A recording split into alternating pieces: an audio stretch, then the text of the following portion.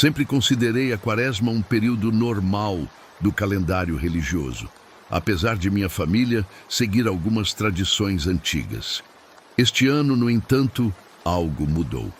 Decidi passar a Semana Santa na casa de minha avó, uma construção colonial isolada próxima a uma igreja em Minas Gerais. Na quinta-feira, minha avó não se sentiu bem e precisou ficar na casa de minha tia na cidade. Insisti em permanecer para cuidar da casa e dos animais. Não saia após o anoitecer, ela me alertou antes de partir. Achei exagero de uma senhora supersticiosa. Naquela noite, sozinha naquela casa antiga, percebi como o silêncio parecia diferente. Não era apenas ausência de som, mas algo palpável. Tentei me distrair assistindo a um filme no celular, mas a sensação persistia. Por volta das 10 da noite, notei que a luz da cozinha começou a piscar levemente. Não dei muita importância. A fiação da casa era antiga. Fui verificar o disjuntor quando ouvi algo que me fez parar imediatamente. Um canto distante, quase imperceptível, vindo da direção da igreja. Eram vozes entoando um cântico que eu não conseguia identificar. Olhei pela janela e vi pequenas luzes se movendo lentamente pela estrada de terra que passava em frente à casa. Pareciam velas acesas, formando uma fila organizada como uma procissão. Estranhamente, não conseguia distinguir pessoas carregando as luzes. Pensei que poderia ser alguma celebração tradicional da Semana Santa, embora nunca tivesse ouvido falar de procissões noturnas na quinta-feira. Decidi sair para ver melhor. Ao abrir a porta, senti um arrepio percorrer minha espinha. O ar estava significativamente mais frio do que momentos antes, quase cortante. Dei alguns passos para fora e as luzes continuavam sua lenta progressão. Mas o mais perturbador era que não conseguia ver pessoas, apenas as luzes se movendo a cerca de 1 metro do chão. Comecei a duvidar do que estava vendo. Deve ser a neblina. Pensei, está escondendo as pessoas. Mas não havia neblina. A noite estava clara, estrelada. Peguei o celular para registrar o que via, mas a bateria, que estava em 70%, descarregou instantaneamente. Os cantos continuavam, agora mais altos, mas ainda incompreensíveis, como se estivessem em uma língua que eu quase reconhecia, mas não conseguia entender. A procissão de luzes se aproximava da casa. Meu primeiro instinto foi voltar para dentro e trancar a porta, mas algo me mantinha imóvel. As luzes começaram a desviar de seu caminho na estrada, virando em direção à casa. Foi então que notei algo que me gelou por completo. As luzes não projetavam sombras, nem iluminavam o chão abaixo delas. Finalmente consegui me mover e corri para dentro, trancando a porta com força. As luzes agora estavam no quintal da casa, movendo-se em círculos, cada vez menores, como se procurassem algo ou alguém. As madeiras da casa começaram a estalar, não como o normal de uma construção antiga se acomodando, mas como se alguém estivesse pressionando as paredes de fora. Os cantos agora eram claramente audíveis, mesmo dentro da casa. Reconheci palavras em latim, orações antigas que eu tinha ouvido apenas em missas tradicionais. Olhei novamente pela janela e as luzes haviam parado, formando um círculo perfeito ao redor da casa. O canto tinha cessado, substituído por um silêncio ainda mais opressivo que o anterior. Foi quando ouvi batidas na porta. 3 batidas lentas, deliberadas. Não respondi. Não me movi. As batidas se repetiram, agora mais fortes. Em seguida, vieram batidas em todas as janelas simultaneamente, como se várias pessoas estivessem cercando a casa. O medo me paralisou. Queria gritar, mas a voz não saía. Pensei em correr para o andar de cima, mas temia deixar a relativa segurança da sala. As batidas continuaram por quase 1 hora, sempre no mesmo ritmo, implacáveis. Então, tão subitamente quanto começou, tudo parou. O silêncio voltou, mas diferente agora. Depois de vários minutos sem nenhum som, Reuni coragem para olhar pela janela novamente. As luzes haviam desaparecido. A estrada estava vazia, como se nada tivesse acontecido. Não dormi naquela noite. Fiquei sentada no sofá, abraçada aos joelhos, esperando o amanhecer. Quando os primeiros raios de sol finalmente apareceram, saí para inspecionar o quintal, esperando encontrar alguma evidência do que havia testemunhado.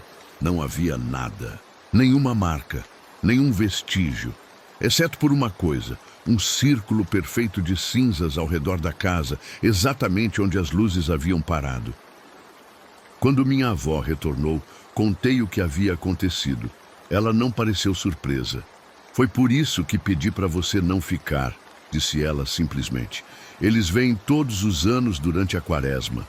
Depois desse dia, passei a respeitar o período de quaresma e as tradições. Depois que escurece, me tranco em casa e não saio por nada. Também nunca mais fiquei naquela casa durante a quaresma. Cresci ouvindo histórias sobre o poço da praça central da minha cidade, no interior da Bahia. Diziam que olhar para ele durante a quaresma, especialmente na quarta-feira de cinzas ao meio-dia, poderia revelar segredos do seu futuro. Sempre considerei isso uma superstição sem fundamento, algo para entreter as crianças e manter vivas as tradições locais. Este ano, no entanto, algo me impeliu a verificar por mim mesma. Não foi uma decisão consciente. Simplesmente me vi caminhando para a praça naquela quarta-feira, como se alguma força invisível me guiasse. O dia estava excepcionalmente quente e a praça, normalmente cheia de pessoas, estava estranhamente vazia. Ao me aproximar do velho poço de pedra, notei como o silêncio parecia se intensificar, como se o mundo ao redor estivesse contendo a respiração. As árvores estavam imóveis, sem nem mesmo uma leve brisa para mover suas folhas. Senti uma leve tontura, atribuindo-a ao calor intenso. Olhei para o meu relógio, 11 horas e 58 minutos. Faltavam apenas 2 minutos para o meio-dia. Inclinei-me sobre a borda do poço, sentindo a frescura que emanava de suas profundezas. No início, vi apenas o reflexo distorcido do meu rosto na água escura lá embaixo. Mas enquanto observava, uma sensação estranha começou a se apoderar de mim. O reflexo parecia errado de alguma forma. Pisquei várias vezes, tentando clarear minha visão. Foi quando percebi. O reflexo não estava piscando comigo. Recuei instintivamente, mas algo me fez voltar a olhar. O reflexo agora sorria. Mesmo que eu estivesse com uma expressão de terror, tentei me afastar, mas meu corpo não respondia. Era como se estivesse presa àquela posição, forçada a encarar aquela versão distorcida de mim mesma. O sorriso no reflexo se alargou de forma impossível, esticando-se além dos limites do rosto. Então, o reflexo começou a mudar. Não era mais eu, mas uma série de imagens que passavam rapidamente, como um filme acelerado. Vi-me deitada em uma cama de hospital, pálida e magra. Vi pessoas chorando ao meu redor. Vi um caixão sendo baixado à terra. Quis gritar, mas minha voz estava presa na garganta. As imagens continuavam, mostrando cenas de um futuro que eu não queria ver. Mostrava-me envelhecendo sozinha, mostrava acidentes, mostrava dor e sofrimento. Foi quando o sino da igreja bateu, anunciando o meio-dia. O som pareceu quebrar o feitiço que me mantinha presa. Cambaleei para trás, caindo sentada no chão da praça. Meu coração batia descontroladamente e eu estava coberta de suor. Olhei ao redor, esperando ver alguém, qualquer pessoa que pudesse ter testemunhado o que acabara de acontecer. Mas a praça continuava vazia, como se a cidade inteira soubesse para ficar longe do poço naquele momento específico. Nos dias que se seguiram, tentei esquecer o que havia visto. Convenci-me de que tinha sido apenas uma alucinação causada pelo calor, talvez combinada com a sugestão das histórias que havia ouvido durante toda a minha vida. Mas as imagens persistiam em minha mente, claras e vívidas. Uma semana depois, comecei a sentir dores de cabeça intensas. Ignorei-as inicialmente, atribuindo ao estresse, mas elas pioraram, acompanhadas de tonturas e episódios de confusão. Quando finalmente fui ao médico, os exames revelaram algo que ninguém esperava: um tumor cerebral avançado. As cenas que vi no poço começaram a se materializar uma a uma. A cama do hospital, os rostos preocupados, os tratamentos dolorosos. Os médicos falavam em chances e probabilidades, mas eu já sabia o resultado. Tinha visto tudo no reflexo daquela água escura. Estou escrevendo isto do meu leito de hospital, nos momentos de lucidez, entre as medicações. Os médicos dizem que é questão de dias agora. Parte de mim se pergunta se o poço realmente mostrou meu futuro ou se de alguma forma causou esse futuro. Se eu não tivesse olhado, teria descoberto o tumor a tempo? Ou estava destinada a este fim de qualquer maneira? O mais perturbador não foram as visões de minha morte próxima, mas algo que notei apenas depois, ao revisar as memórias daquele dia.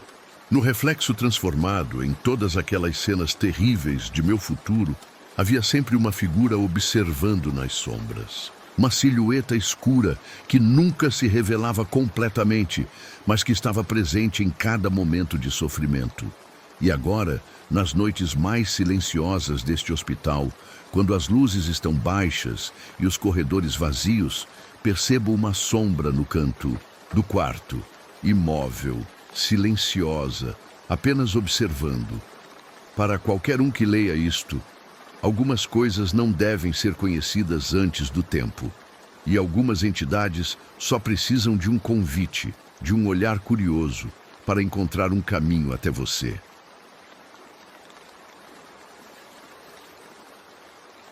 Nossa família cuida há gerações de uma pequena capela rural no interior do Paraná. Construída por imigrantes poloneses no início do século XX, a capela é um lugar simples, mas com uma atmosfera única. Este ano, decidi passar a quaresma lá sozinho, para fazer alguns reparos e também para ter um tempo de reflexão. A capela fica isolada, cercada por campos e uma pequena área de mata. O vilarejo mais próximo fica a quase 5 quilômetros de distância. Muitas histórias circulam sobre o lugar, mas nunca dei muita atenção a elas. Meu pai costumava dizer que as pessoas criam lendas para dar significado às coincidências. Eu acreditava nisso. Na primeira noite, depois de um dia inteiro trabalhando na manutenção do telhado, adormeci rapidamente no pequeno quarto anexo à capela. Acordei de súbito no meio da noite, com a sensação estranha de que algo estava errado. O ar parecia pesado, difícil de respirar, e percebi que estava anormalmente frio para uma noite de março. Olhei para o relógio, 23h45. Algo me impeliu a levantar e verificar a capela. Peguei uma lanterna e caminhei pelo corredor escuro que ligava o quarto ao altar. Tudo parecia normal, exceto pelo frio que aumentava à medida que me aproximava do altar. Foi quando notei o sino da capela, que ficava em uma pequena torre e não. Era usado há anos devido a problemas estruturais, estava emitindo um leve zumbido, quase imperceptível. Aproximei-me da escada que levava à torre, iluminando o caminho com a lanterna. O zumbido aumentava, transformando-se em uma vibração que eu podia sentir no peito. Hesitei ao pé da escada. Algo me dizia para voltar para o quarto, para ignorar aquilo e voltar a dormir. Mas a curiosidade foi mais forte. Comecei a subir os degraus desgastados, cada passo fazendo a madeira antiga ranger sob meu peso. Ao chegar ao topo, apontei a lanterna para o sino. Estava completamente imóvel. O zumbido, no entanto, continuava, parecendo emanar não do sino em si, mas do ar ao seu redor. A temperatura havia caído ainda mais, e eu podia ver minha respiração condensando-se à minha frente. Então, Meu relógio digital apitou, marcando meia-noite. No mesmo instante, o sino começou a balançar levemente, mesmo sem vento ou qualquer movimento perceptível que pudesse causá-lo. O zumbido se intensificou, tornando-se quase doloroso aos ouvidos. Recuei instintivamente, tropeçando nos primeiros degraus da escada. Foi quando o sino emitiu um som, não o toque metálico esperado de um sino de bronze, mas algo que se assemelhava a um lamento humano, baixo e arrastado. Congelei no lugar, incapaz de me mover enquanto o som continuava, modulando-se em algo que quase parecia palavras. Então, as luzes da minha lanterna começaram a falhar, piscando irregularmente. Entre os flashes de luz, tive a impressão de ver figuras se movendo ao redor do sino. Sombras que pareciam pessoas ajoelhadas em oração. Quando a lanterna finalmente apagou completamente, pude ver claramente. Pequenas luzes azuladas flutuavam ao redor do sino, como pequenas chamas que não emitiam calor. O pânico finalmente quebrou minha paralisia. Desci as escadas correndo às cegas, tropeçando várias vezes, mas determinado a sair daquele lugar. Ao atingir o piso da capela, corri para a porta principal, apenas para encontrá-la trancada. Não lembrava de tê-la trancado, e agora a chave não estava comigo. Virei-me para procurar outra saída e foi quando vi. A capela não estava mais vazia. As mesmas luzes azuladas que havia visto na torre agora flutuavam pelos bancos, formando o contorno de pessoas sentadas, como se assistissem a uma missa invisível. No altar, a maior das luzes parecia se mover como um padre conduzindo um serviço. O sino continuava a emitir aquele som terrível, agora acompanhado por um coro de vozes distantes que pareciam vir de todos os lugares ao mesmo tempo. Tentei gritar, mas nenhum som saiu da minha garganta. Então, tão subitamente quanto começou, tudo parou. As luzes desapareceram, o sino silenciou e a porta da capela se abriu com um clique suave. Corri para fora, sem olhar para trás, até chegar ao meu carro estacionado a uma boa distância. Passei o resto da noite no carro, tremendo não apenas pelo frio, mas pelo medo que ainda corria em minhas veias. Quando o sol finalmente nasceu, reuni coragem para voltar à capela e buscar minhas coisas. Tudo parecia normal à luz do dia, sem qualquer sinal do que havia testemunhado na noite anterior. Enquanto arrumava minhas coisas para partir, encontrei um livro antigo de registros da capela que nunca havia visto antes. Estava aberto em uma página específica, com um relato detalhado de um incêndio ocorrido durante uma vigília de Quaresma em 1923, onde 7 fiéis haviam morrido. O incêndio havia começado exatamente à meia-noite. E, segundo o relato, o sino tocou sozinho, alertando as pessoas nas proximidades. Deixei a capela naquele mesmo dia e não voltei durante o resto da Quaresma. Mas sei que precisarei retornar eventualmente. É minha responsabilidade familiar.